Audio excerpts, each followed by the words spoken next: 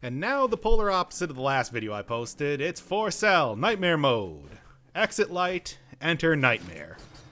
Oh, okay, so this video is going to be mostly me talking about a bunch of strategies and whatever I've been doing to try to get through nightmare mode easily.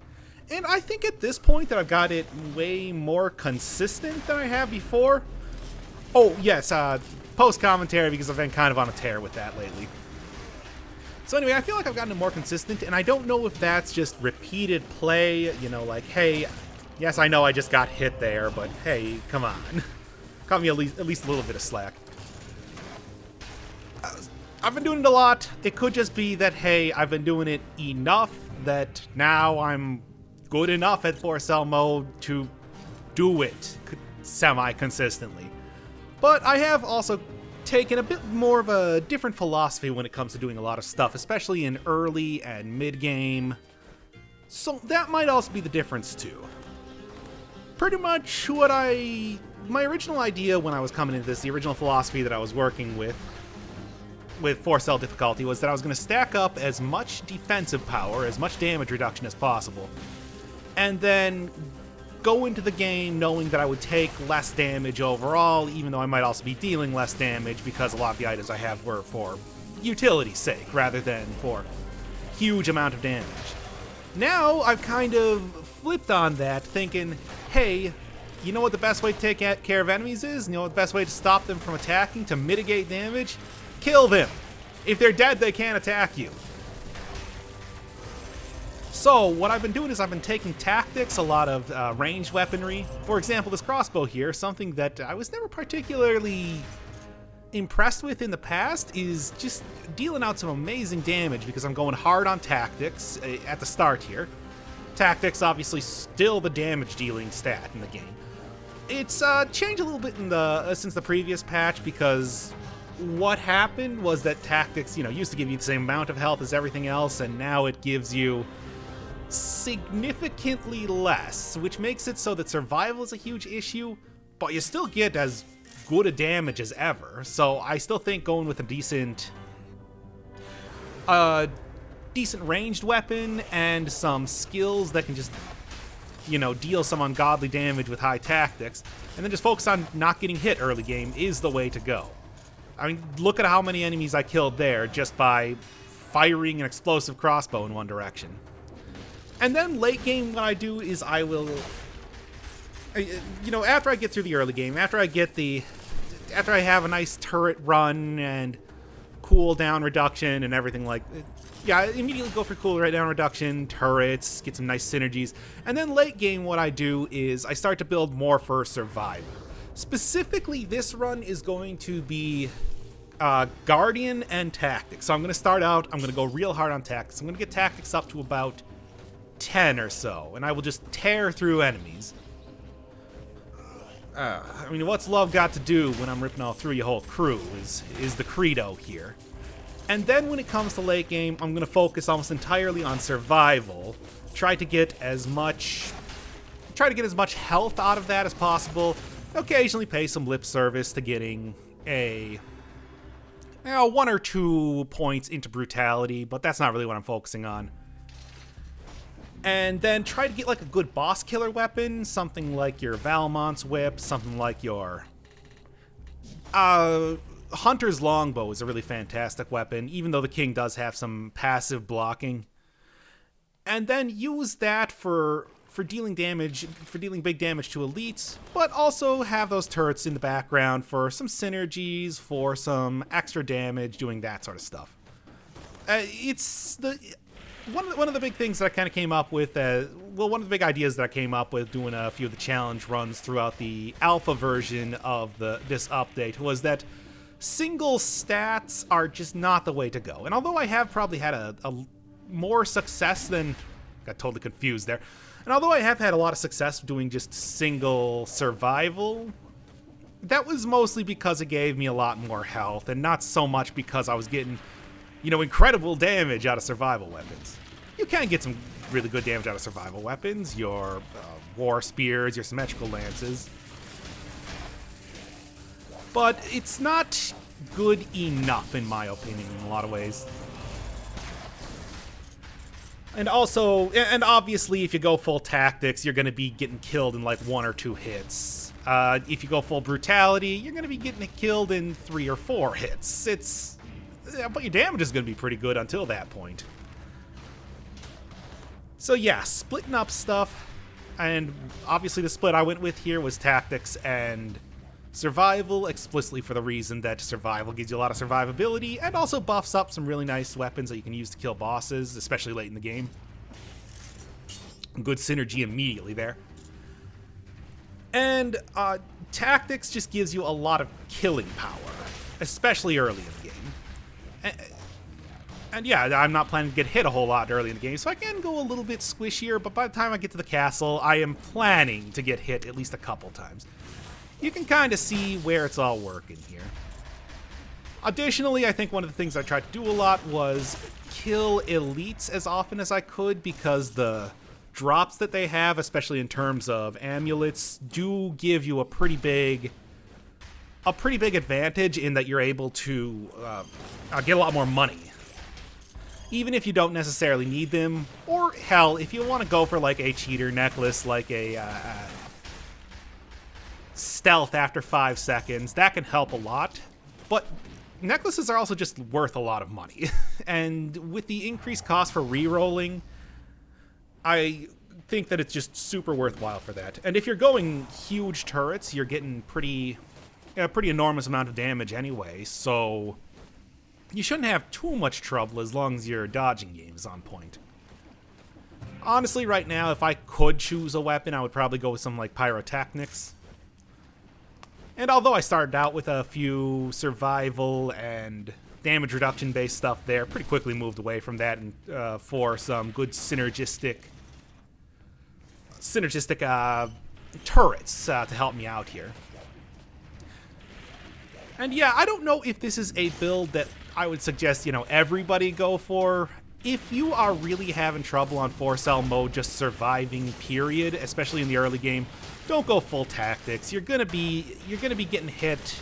If you're getting hit like at all, it's just not gonna work out. But if you think that you can handle early game pretty well, I think that this is a really good. I think going full tactics to start, and then switching into something else over time. The plan, I think, is a very good way to get the most out of your early game. So the plan that I'm working with right now, I think, is that I'm doing a Guardian run here, which is split between.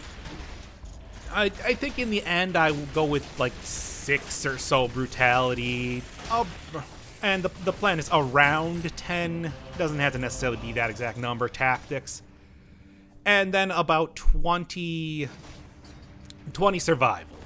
And any more stats I get, I throw directly into survival, because that's kind of the moneymaker stat, as it were. I can still get some decent damage because, turrets still deal decent damage even at somewhat low survival. But the lion's share is going to be from the actual whatever boss killer weapon that I pick up. I mean, I think the ideal weapon to go if you're getting survival and bringing something to the late game would be a giant killer, but that is still somehow not in the game yet, which is, to my endless frustration. It's appearing in dailies and everything. Where's the game already? Where is the weapon already, Motion Twin? Unless there's what I assumed that the original repository of the architects was, in some sort of Nyan ARG type of unlock system for that. Where is that weapon? But yeah, if you're going for a decent survival weapon for early game 2, I'm using the War Spear right now. War Spear is still a fantastic weapon for being able to take out huge amount of enemies at one time, but it's also far from a guaranteed weapon, which is why I think I would probably, if given a choice, go for a ranged weapon instead. Explosive crossbow is pretty good, and especially after having that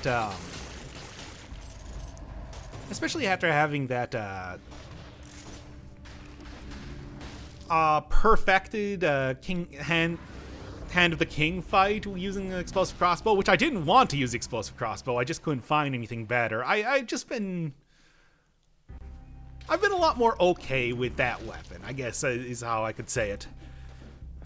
Although it didn't work as well against the hand because he has the passive blocking, and if you have a slow shooting weapon, you kind of have to really finagle your hits in. I mean, he doesn't always block, but he blocks often enough. And the only reason I didn't take another explosive crossbow there was because this one does synergize with burning targets, while that one didn't. And I had already gotten rid of the original one, so whatever. I still think Pyrotechnics is a great one for early game tactic weapon. Certainly I think that... what am I thinking of? Bows are all pretty decent. Yeah, no synergy with fire, no taken. I was considering it for a second. But yeah, infantry bow is pretty fantastic for an early game sort of tactics run. I mean, even into the late game. But again, if you're working with tactics late into the game, you become really you cannot take a single hit. Any sort of bow, really. I mean, even a bow and infinite arrows, you don't get a ton of... Ooh, that was close. You don't get a ton of survivability, or you don't get a ton of damage with that, especially compared to the survivability that you're going to be working with. But you do get a... You can still get some decent amount of damage because enemies still have to walk over to you to hit you, so... It's all about getting as many hits... You know, that's the thing with tactics. It's all about getting as many hits in far away as you can. And you can see right there, when it comes to a bunch of exploding bats coming up to your face, you can't really get a whole ton of hits in far away, and with the slowness of survival weapons, that's where it becomes a little bit more questionable. And that's why I think that it's not a one-size-fits-all type of... It's not a one-size-fits-all sort of strategy to do this. You have to be able to dodge just about everything as well.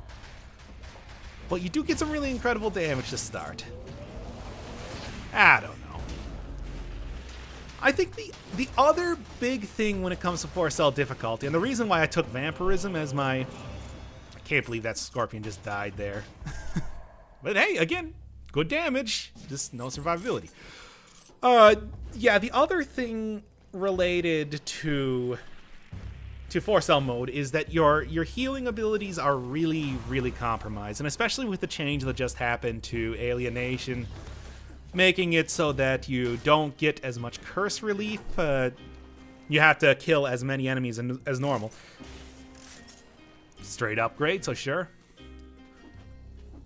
It's a little bit more questionable how you want to deal with healing when you're going into 4-cell difficulty.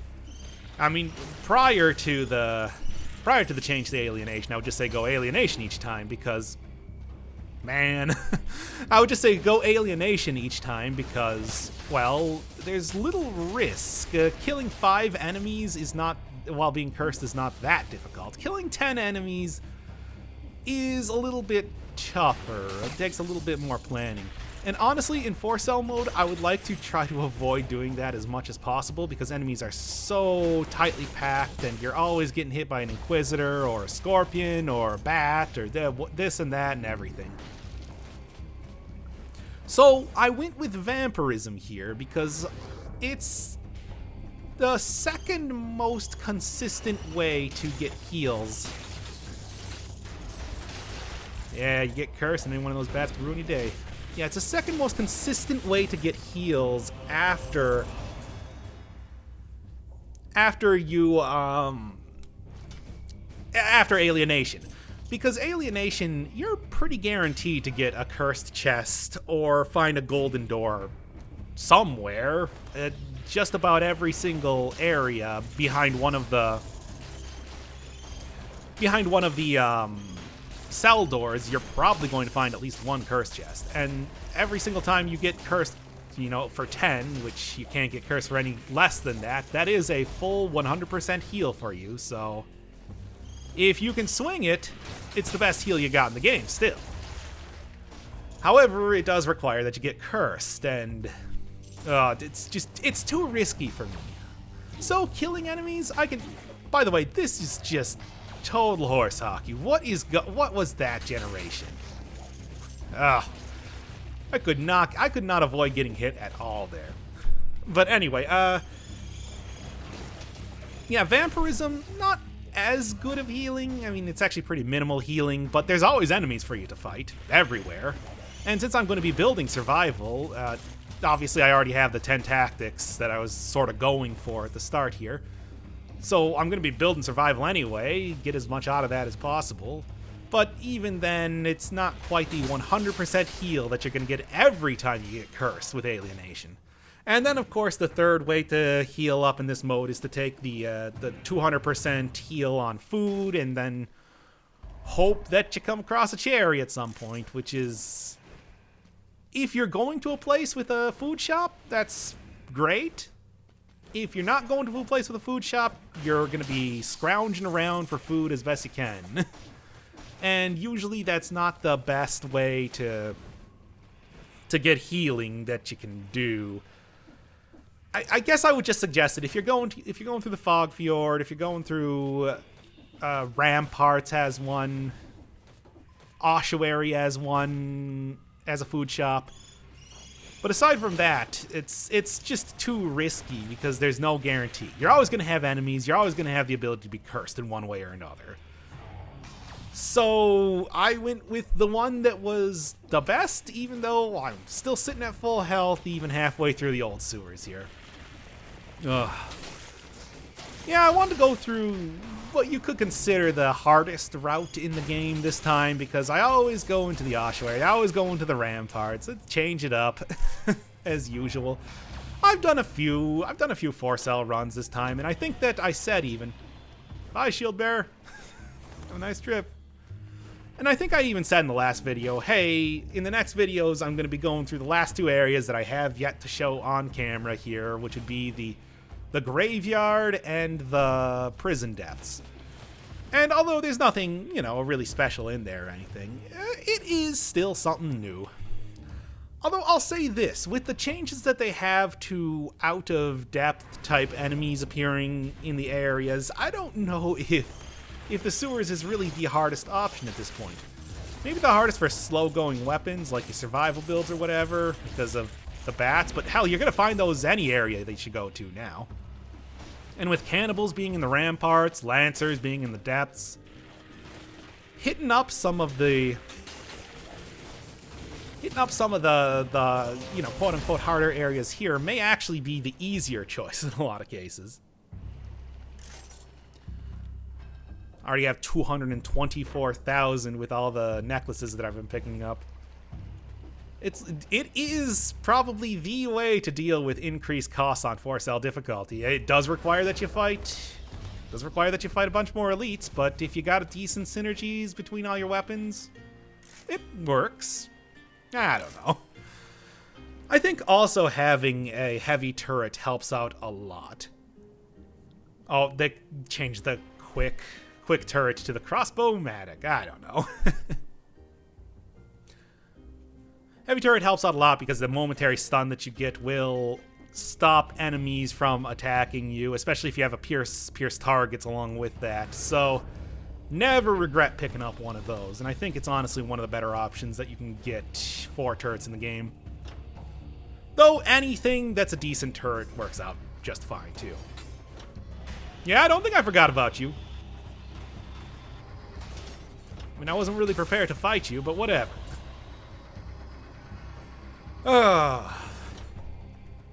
So now coming up to the what's it called, Watcher fight here is, I mean, I'm decked out in pretty much the build that I was looking for. Got a good survival weapon. Not the best for fighting a boss. I've already said a few ones that you can get better. And some pretty decent turrets though, but turrets don't work very well against the Watcher.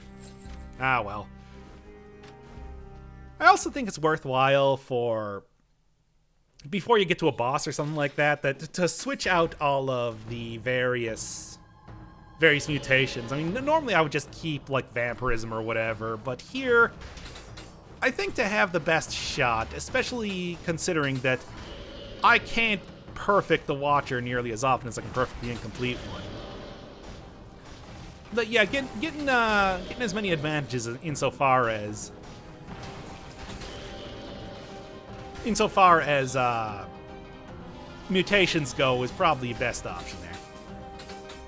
Yeah, the plan was to get him stunned right in front of the turrets, but that didn't work out as well. The hitbox for the Watcher and those are just so unpredictable, I guess you could say. Well, turrets still work wonders on the tentacles, especially heavy turrets, which you can get that little momentary stun time helps a lot getting the tentacles up for as long as possible. And overall, the War Spear is pretty good for hitting multiple ones at once and getting a ton of crits off on them. That said, Watcher still moves around way too fast to be able to get solid hits in with the War Spear, so, you know, what are you gonna do?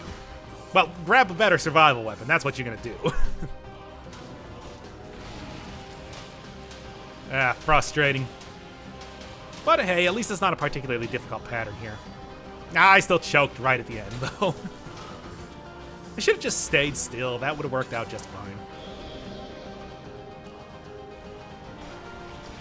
I do think that even on high cell difficulty, the first couple bosses, well, hell, everything that's not the Hand of the King is a pretty simple proposition to deal with. None of these guys are too bad because you're generally able to get some pretty powerful builds starting in the early game. And, well, I've also had a lot more practice against these guys than I have had against the King, so that is always a thing, you know? I keep thinking, it's like, how much of this is that the early game is actually easier, and how much of it is I haven't gone through the castle nearly as many times as I've gone through the old sewers or whatever? Getting some effective dodge or dive attacks on this guy too helps. That's why I always think, it's like, is this good advice for somebody just starting out, or does it, you know? Oh, right, I forgot at this point that I had turned up flashes in the options, giving the Watcher a really goofy death animation there. Boy, what was that? Anyway, they're back on now, so it'll look a lot less like the end of that one episode where Homer's head blows up in a treehouse of horror. Alright, nothing too much to say about the graveyard changes. I think Lancers appearing in the prison depths is way more interesting because those guys are relentless in attacking you. They can go from any angle possible. Whereas Graveyard, I think, the only change is that now there's cannibals here. Hey, I said cannibals were going to be appearing literally everywhere in the game now. They somehow broke out of the clock tower, and the power of the fourth boss cell has given them the ability to exit the clock tower. So, get used to them. I don't know what to say. Deal with them as normal, you know, parry them if possible, just roll past them, try not to fight them. Watch out if they're covered by a defender, though that's pretty much good advice for any enemy that is being covered by a defender. They're just annoying. And they got defenders, they got foggers in here to back them up each step of the way. So, what are you gonna do? This is also not the best place to have a survival weapon. I would much rather be in... Probably the best place to have a survival weapon would be in the Fog Fjord. You know, if you're just looking to go through the game, especially with a build like this, I think hitting up the traditional route of going through the ramparts and then going through the Fog Fjord is your best option. You get guaranteed healing in 2 areas. You get enemies that are mostly earthbound, you know, minus the exploding bats. And although you do have to deal with some really frustrating enemies, whether it's trackers in the... Well, trackers and phasers in the Promenade, as well as... That was close. Trackers and phasers in the Promenade, as well as the Fog Fjord. Well, not trackers, but the phasers. As well as various bat enemies. A lot of the more annoying enemies you're going to be fighting, host zombies and whatever, are going to be pretty well countered by most of the good crowd control survival weapons. I think dealing with all the flying enemies that you would going through the sewers, and especially dealing with things like the host zombies in this area, you'd be much better using a brutality type of run with some fast weaponry related to that. That said, it also all just comes down to how well can you dodge the stuff. How good are you at not getting hit? And I think that is really the determinant of success in 4-cell difficulty as well. And like I was talking about as far as that existential crisis I was having during the Watcher fight is going, it's like, yeah, I'm still not entirely sure how much of this is, hey, I've now played 4-cell difficulty enough to be able to go through, and how much is, yeah, man, you gotta get a turret, and you gotta get a good survival weapon, and then you gotta make sure that you're using them appropriately for the areas, make sure something works well for bosses, you know, who knows? I mean, I would like to know if other people have found better builds for doing 4-cell difficulty or anything like that. I'm going to still be exploring everything possible. I'm going to go through the Minotaur build, get your brutality, get your survival. I'm going to be doing tactics and brutality. You know, everything, and seeing what kind of works best. In my experiments, so far it's been this one, but who knows. And I think that if all you're doing is just trying to tough your way out and get through it, maybe just go full survival. And then tanky as possible, get some decent synergies to help with that, and pray to God that you're not going to be running into too many extremely difficult elites, you know, like elite cannibals at every single turn or something. And really, you might just want to go through the Sepulchre, because although you do run into the occasional shocker, I think that survival is probably better. You get less bombardiers. Yeah, you get less bombardiers, you get more trackers, which are better for, like, survival weaponry. Yeah, here's where I'm just like, I'm gonna... Alienation, it really is the best heal that you can get in the game, but... it's also the riskiest... Yeah, the other two heals are less risky, but they're also less reliable. Or, well, healing from food is less risky, but also less reliable. Healing from vampirism does force you to fight enemies, does, you know, kind of force you to get in the fray more often, but is also, you know, anytime you kill an enemy, there's always enemies around. Whereas here, you get full heal, like, immediately, as soon as you kill enemies. But you do have to curse yourself, and you don't get increased curse relief. So I'm just playing it probably way more risk-averse than I need to, but, you know, what are you gonna do? I don't want to... It's been, what, almost a half hour into this run so far? I would rather just let my slightly underpowered turrets do the talking, and make sure that I don't die from that, rather than, you know, try to continue to go through the game at the fairly brisk pace that I always try to take in the game. I mean, hey, you know, that is always 100% of the time an option. Just go slower, too.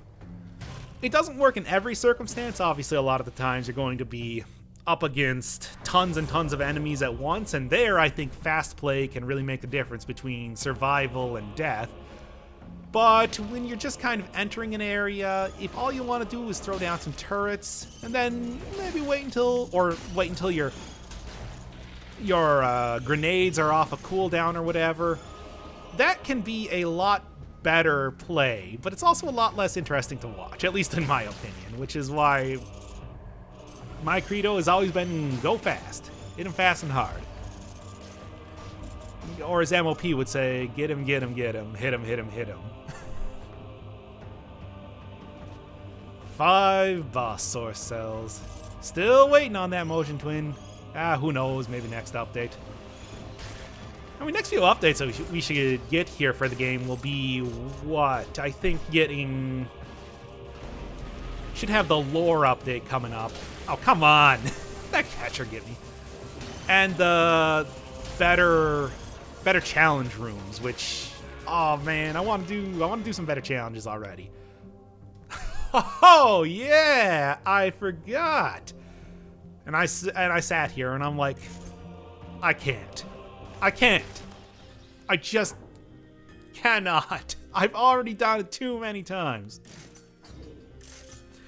Broadsword, a little bit better, a little bit less effective at taking out multiple enemies at once, but hey, it's a pretty big upgrade compared to what I was working with for a real long time there. The War Spear's nice and all, but, you know, it's lagging behind. And I think that's another thing that was really helpful in 4-cell mode, or even 3-cell mode if you're doing that. Upgrading your weapon a lot. Just trying to be, you know, trying to always be in fashion. Trying to get whatever the latest trends are. At least that the game is deigning to give you. So grabbing the broadsword there is probably the best option, even though I don't... Well, with the ability to continue combos now, it is... Broadsword has improved a lot. You can get a lot more stun off of it. You can get a lot more, you know, of that heavy combo finishing damage out of it. So, I don't know. It could be comparable, certainly. Oh, yeah, I probably could have... Oh, yeah, something I forgot. Although I could have stayed in the graveyard for a bit longer, I think I had pretty much accomplished everything there.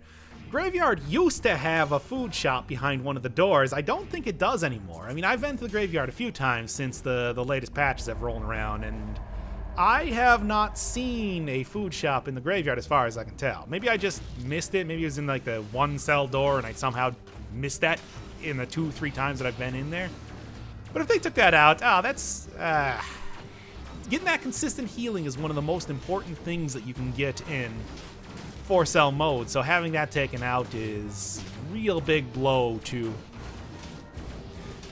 at least my recommended areas, to, you know, how I would recommend the areas that you should be hitting up the most in 4-cell mode.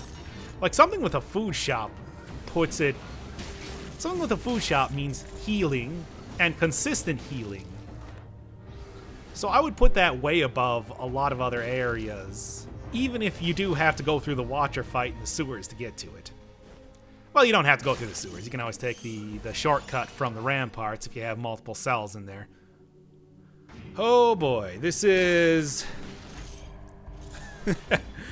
As always, that's one of those techniques that remains useful even into late, super late game. Grabbing stats so you can kind of queue up what you want to do next in your mind.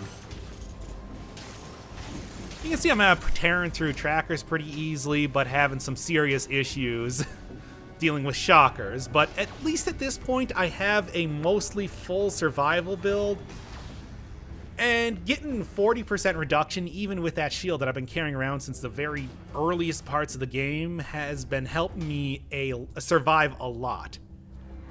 I'm kind of annoyed that I keep having to, I'm kind of annoyed that I keep taking the damage reduction shields over and over. It's, you know, getting stale as far as a build goes.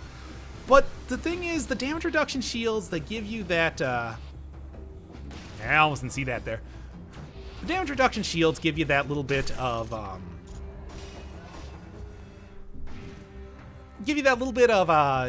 invincibility after you get hit, which is extremely helpful for enemies like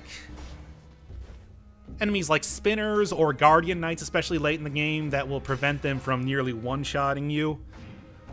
But also, the damage reduction is just fantastic at all points in time in 4-cell mode. The level that you get for the shields means that you're always getting at least 40%, even if you're just picking it up as one of your very first items. It helps you get to whatever the damage reduction cap is, or whatever the soft cap is after things stop becoming really super good. I was considering this, but the fact that I have that 25% reduction, that's my other source of damage reduction here. And even though I could get a little bit more damage out of that, I don't think it's worth giving up that extra 25% reduction that I'm getting from that. I do, you know, speaking of the whole,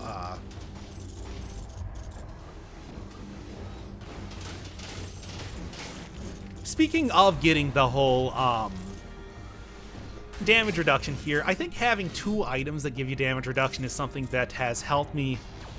That would have been the thing to replace the, well, anyway.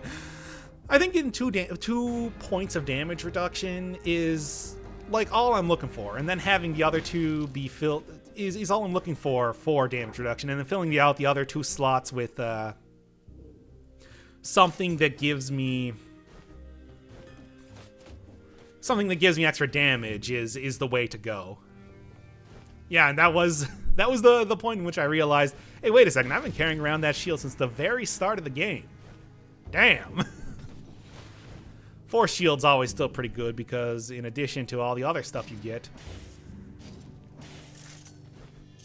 in addition to all the other, you know, benefits, the invincibility shield after you get hit, the damage reduction, you also get an invincibility shield after you parry, which is super good against the hand fight because I've gotten way better at parrying that dude in recent times here. Oh yeah, I was saying about that oh, what's it called? The sinew slicer turret there. That would have been the one to replace the... Yeah, if I spent like even another second or so looking at it, that had projectiles burn the ground behind them, which it might be worth getting rid of that slight bit of damage reduction that I get just to be able to get the effectiveness, the fire of the flamethrower turret without having to give up on a lot of damage that I would be getting from that bleed, from the hits from that turret. It would have been pretty nice. I think in general, turrets still have some of the best affixes in the game. I mean, you don't have to worry about them getting, you know, throws out a grenade or throws out... Not bad. You don't have to worry about getting throws out a grenade or shoots an arrow or something like that. Or, you know, something that does like, ooh, it does 10% extra damage on bleeding targets. It's like, no, just about everything they get from, you know, increasing your damage by 10%. What a level chunklet here. Took that probably slower than I have a lot of traps, and I think it was worth it. Yeah, you get like your 100% on burning, 100% on poisoned, reduce damage by 25% when you're close to it. Increase your damage by 10% when you're close to it.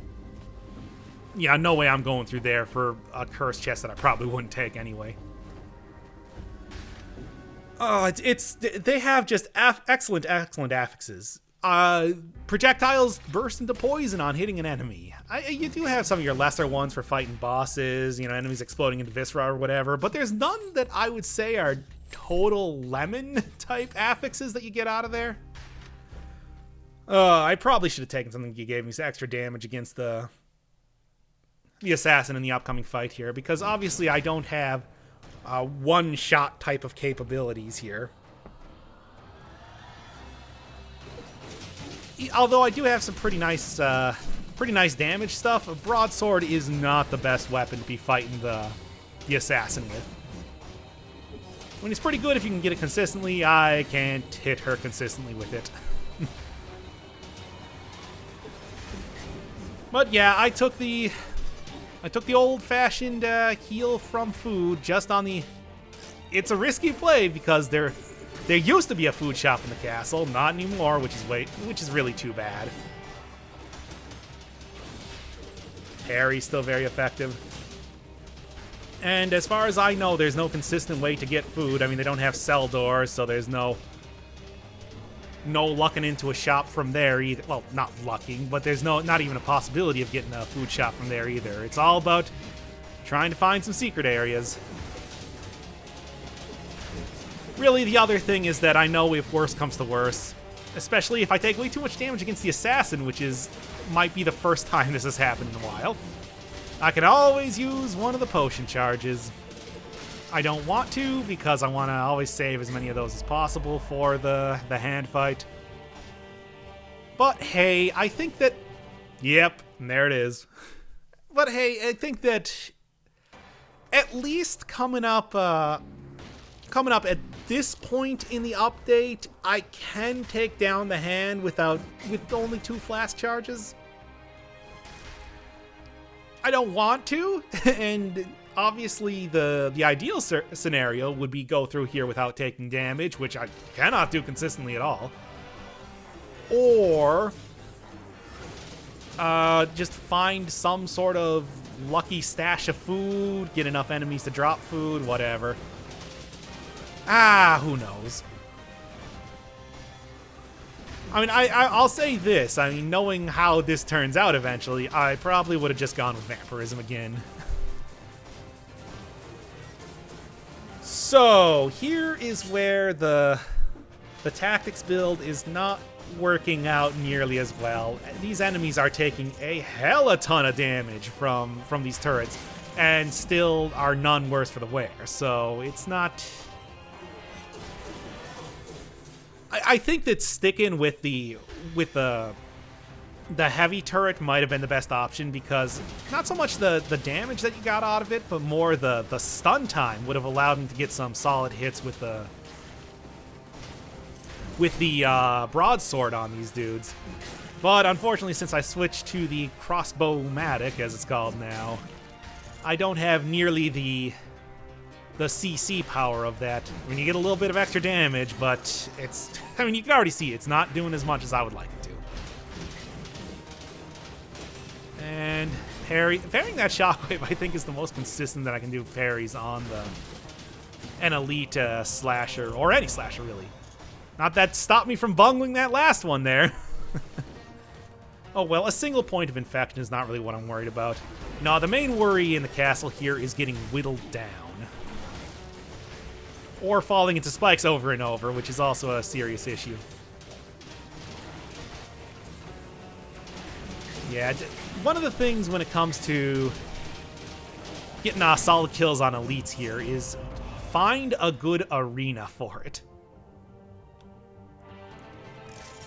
Probably should have actually taken that one. But yeah, find a good arena for it. Just like find whatever area is not jam-packed with enemies at the time, get them in there, and then take them out like that. Because an elite and their mob summons is way, way less scary to deal with than dealing with 5 other enemies at the same time that you're dealing with the elite at the same time. I would much rather be in a small area doing that than be in a larger area with an elite, but where I know more enemies are at. Oof. Those Guardian Knights, I think, are still maybe some of the toughest enemies in this area. Because even though they don't have the golem grab, they do have some considerable, I don't know, pulling power. They do prevent you from escaping in a way that is, I don't know, more scary than your average enemy. Let's go with that. Because although Lancers here can attack you from just about everywhere, and you got Inquisitors shooting stuff every which way but loose, as well as Catcher is always ready to throw a chain your way, the Guardian Knights are the ones that will screw up your movement. And I mean, hey, one of the reasons why I never really like using Phaser or Meat Skewer especially is because it kind of screws with how you move around, and that wind effect that you get. I can't believe I got hit by that Lancer. That wind effect you get can be pretty debilitating, at least for me. Yeah, I could easily go into the mortuary and do the old duel of the Fates. No, the dual tracker fight. But I don't think it's worth it, because I'm still worried about getting whittled down, you know? And I think that compared to... I can easily do some fancy dodging around the Elite Thorny. I think doing some fancy dodging around the Elite Tracker is not going to help nearly as much. And honestly, if I didn't... that wasn't even intentional, that I was hitting that Guardian Knight there with the ceiling debris, but it's a good thing I did, because otherwise I could have easily gotten a few cheap hits there. Well, the enemies could have gotten a few cheap hits off on me. But yeah, wasn't even going to put myself in harm's way. Just sat there, let my turrets do their thing. I think that was the right choice. And then nearest teleporter. Get out of here immediately. If I was willing to play it riskier, but I'm already halfway down on health and only 2 flask charges left, I could have easily went to the shops and looked for some sort of, maybe get some sort of a CC ability for my other skill there, because I'm not getting all that much out of the crossbow. That is the obvious choice. And in fact, it was obvious enough that I said, you know what, screw getting extra damage. I'm getting extra health. I'm getting extra healing ability as well as invincibility there. It's all the obvious choice. Yeah, if I was going to choose something else, it probably would be something like a denial wave. Or a heavy turret would have worked well too. Or hell, maybe just get a tonic or something, get a little extra defensive power. Alright, basic go here is that I'm going to wait for him to attack, then I'm going to get some attacks in, I'm going to move back, attack him again. And every time I try to get in there, throw down the turrets, and then get as much damage with that broadsword as possible. Really, I think the best way to deal with his grenade throwing move is to just not even be in the vicinity. Let him throw them at you, and then leave. Then, you know, peace out. Oh, I can't believe I got hit by that. That was some pretty bad damage to take from the Inquisitor. Also, I got hit by him slamming back down. Important thing to remember is that when he lunges out with his lance, that's when he's going to do his dive attack. When he winds up, that's when he's going to do his 3-hit combo. And I think that recognizing that is maybe like the biggest, well, that and getting the roll dodge, the roll jump roll combo on his 3-hit combo are like the 2 biggest determining factors. Yeah, recognizing that, for example, was going to be his dive attack was, you know, helps me do a lot. It helps a lot in dodging stuff. And although I still think the best way to do